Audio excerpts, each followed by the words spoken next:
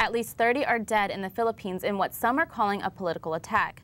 Among the dead is the wife of a candidate for governor and 12 journalists. The candidate had been told he'd be killed if he filed for nomination, so he sent his wife to do it, thinking she would have protection. About 100 gunmen ambushed a convoy of vans carrying approximately 40 people. Some of the bodies were reportedly decapitated. The attack occurred in a region outside the control of central government. The military says the gunmen were loyal to the region's governor. The armed forces of the Philippines have rushed additional troops into the area to help bolster security. Wildfires in Australia have raged across New South Wales and threatened some small towns. Firefighters had hoped the flames would die down after some recent cool weather, but several major fires burned anyway. Fire officials say lightning is to blame for the outbreak. Record high temperatures and strong winds have also helped set off 90 fires across the region. The Australian Weather Bureau predicted temperatures to reach 95 degrees. Iran has launched its biggest air defense drill in preparation to protect its nuclear sites from airstrikes. Iranian media say the 5-day exercise came after Iran rejected a nuclear deal with world powers. The denied deal was announced in October and aimed to reduce the amount of material Iran could get to build a nuclear bomb. Iranian officials say they are producing nuclear energy for peaceful purposes. Officials from many Western countries, including the U.S., say they are working together to reduce fears that Iran is developing any nuclear weapons. The Obama administration says it will resolve any crisis with the country diplomatically, but others in Washington are threatening military action. Next, we'll watch how the LA Galaxy fell just short of the MLS championship. That's after the break. Labor protesters have hit the streets of Koreatown in Los Angeles. The issue is a dispute between some workers and a major food maker. Athena Bohm reports. One message is being spread throughout Koreatown, and that is to stop supporting Hajin USA products. In LACE, a binational alliance of union and worker centers in Mexico and the United States has been fighting for Hajin workers in Mexico for 2 years. In January, an agreement was made with 3 supermarkets in Koreatown to stop selling Hajin products. Now, LACE wants Hanam Supermarket to do the same. In 2002, a lawsuit was formed by more than 100 former Hajin employees. They claim they were fired over a request for a 2-cent raise for each kilogram of squid cleaned. Lawyer for Hajin, Jose Sandez Lucero. The lawsuit in question was signed by only 4 employees. 99 did not sign. Hajin Mexico paid the allowance to 4 workers and wages. It wasn't until September of 2006, almost 4 years later, that the 99 workers referred to sue for an alleged dismissal. According to Mexican labor law, workers who are dismissed from work have 2 months to sue. Most importantly, Hajin Mexico never dismissed the workers, but naturally the term of the squid season passed. And LACE says that Hajin employers work for more than 14 hours straight, 6 to 7 days a week for below the Mexican living wage. There's also tremendous abuse, childhood labor, or child labor in the plants, extremely dangerous work, predominantly women working in the plants. And LACE and supporters outside of Hanam Supermarket got what they came for. We have another chain store that's going to pull out the products that are being sold in the U.S., so we expect this to be a significant pressure to Hajin. And LACE will continue to protest at supermarkets that carry Hajin products until this issue is resolved. In Koreatown, Athena Bohm, Valley View News. The Lakers shine like gold over the Oklahoma City Thunder, and CSUN's women's basketball team escapes with a narrow victory.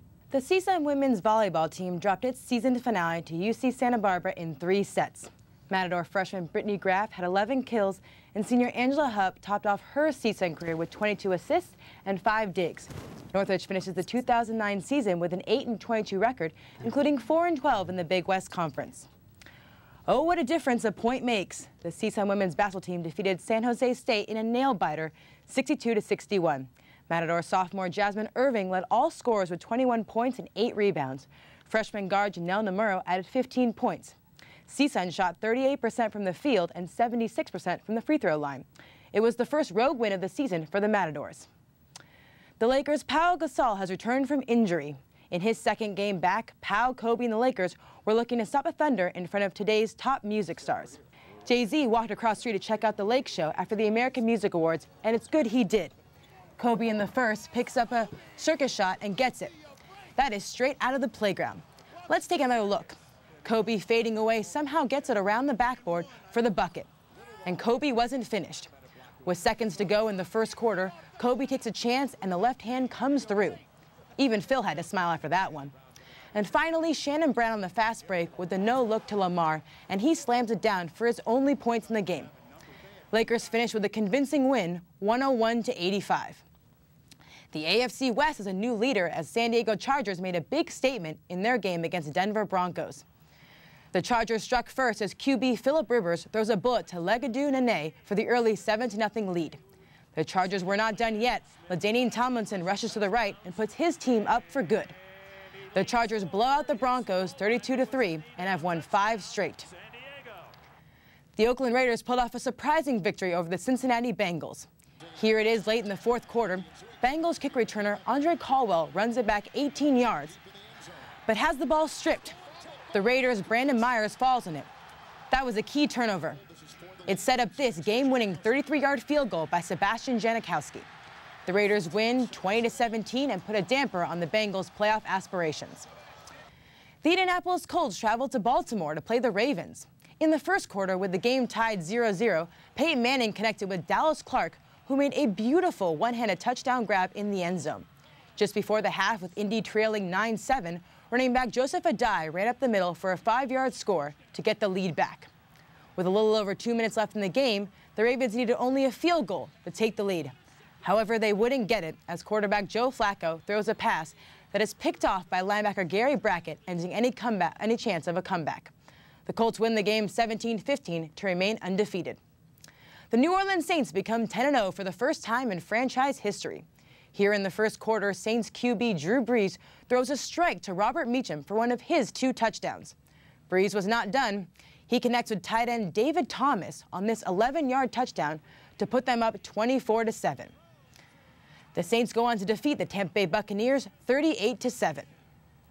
The MLS Championship came down to penalty kicks for Real Salt Lake and Galaxy. In the shootout, David Beckham sets the ball on the left corner and scores first for the Galaxy. Landon Donovan tries to go high on Raimondo and blew it. He puts it right over the bar. Robbie Russell was the last man in the shootout. He scores a championship goal for Salt Lake and gets mobbed by his teammates. Final score, 5-4 Real Salt Lake. The team will be bringing home the first pro sports championship for the state since Utah Stars won the ABA title in 1971. That's all for sports. Now back to Tiara for more news.